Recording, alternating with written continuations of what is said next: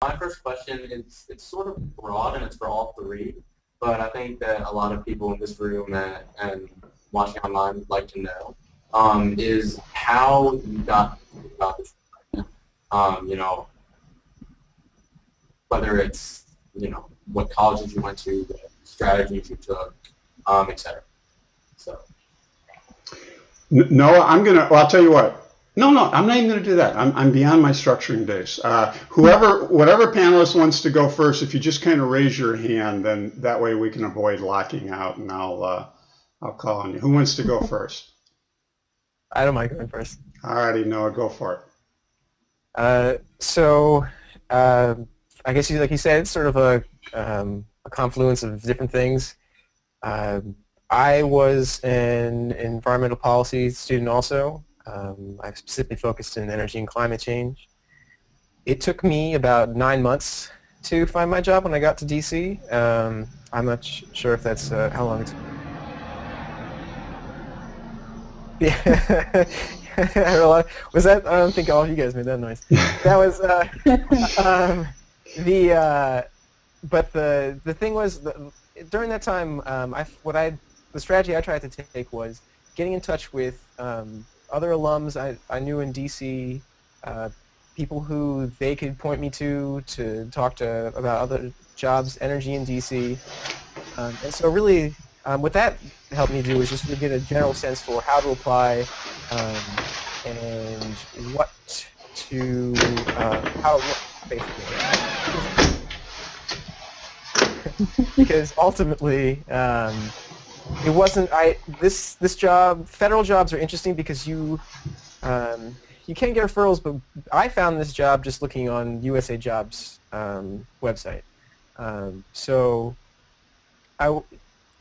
nobody, I suppose, I didn't get this job through the connections per se directly, but I do think that networking played a big role in that, just because it helped me sort of get an idea for the energy landscape in DC.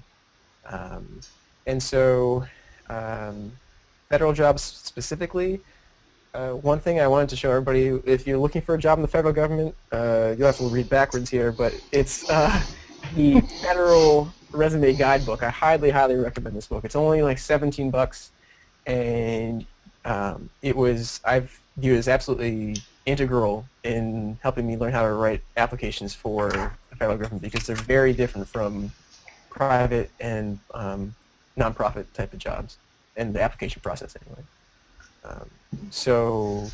Yeah, I think those are my big points made. Thanks, Noah. Sure. I can go. Go for it, Maitri. Okay. So I think Mike told you this, but I graduated from Cornell with a master's degree in chemical engineering.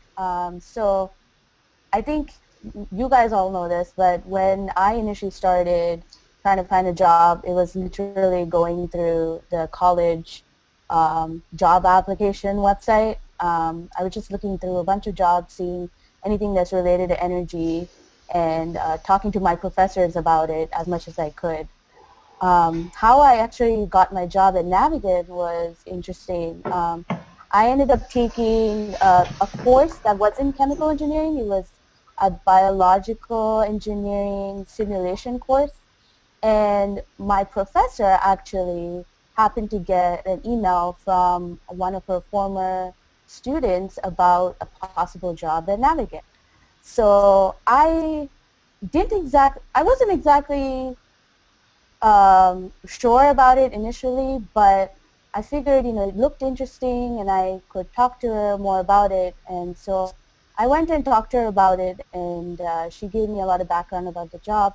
And then she gave me this alumni's information, like phone number and email ID. And what I ended up doing was I ended up kind of bothering this guy. Obviously he's very busy with his work and stuff, but he was the one who initially sent the email to the professor, so he should have known that people were going to contact him. So I ended up calling him, talking to him several times actually, because he wanted to make sure that if he were to, send my resume through the company, that he knew that he's providing a good recommendation, not just anyone who happens to be interested in the job. So I talked to him several times, trying to give him my background, why I'm interested in the job, and I asked him to personally push my resume through. And it was a lot of persistence on my side and making sure that I went back and talked to him, even if I hadn't heard from him in a while. But he was honestly pretty good in responding and stuff. So I would suggest, going through your alumni database, talking to people, even if it's someone who just graduated a year before you. You guys probably know a couple of people within your program who graduated before you. Going through them because you already kind of have personal connections, and just being persistent and pushing your resume out there that way. Okay. Excellent. And Nick, just before you go, the one thing for the students is the following up is really important. Follow up when you dump in an application or whatever. Yep. So this is actually a great example of kind of 3 different types of entities you could be applying to. NOAA works for the federal government with FERC. They're going to have a very rigorous process for how you go about getting hired. At Navigant, it's not going to be so stringent, but there's still a large corporation, so there's going to be a series of reviews and outreach that you can do. I actually work for a startup company. We're very small, and so my story is very different from these two, but I think there's still some lessons. When I came to DC, I came from my education at Hopkins. I didn't have a job, and I was new to the renewable space. I developed that interest very late in my undergraduate career. So I actually wasn't able to take any courses in renewable energy as an undergraduate. So I basically had to sell myself to whoever I was interviewing with that this was my interest going forward. Realizing that that would be hard, I decided to kind of take the step approach. I figured I'd come to DC, probably get that unpaid internship for 3 or 4 months, build the resume, then maybe move up from there to a paid internship, and then hopefully I just continue stepping up. And that's actually what my road was. I interviewed for an energy and environmental nonprofit the fall that I arrived here. And then that January, I actually started at my current company, but as a fellow. So that was kind of their intro program and how they bring individuals on. In both of those instances, because it was a small nonprofit and a small startup company, the actual process was very simple. I found the job posting online, submitted my resume and cover letter, got a call asking for a quick screen. That usually lasts about a half hour, had an in-person interview, and a few days later the offer is yours. I don't think it's that easy anymore. I think it's a lot more hard work. You have to be a lot more persistent. The big thing I would say is definitely networking. I can't hammer that enough. I personally am not a very good networker. I don't do it now, and I'm in Washington, D.C. It's like the capital of networking, so I need to improve on that. But it's definitely one of the ways to go.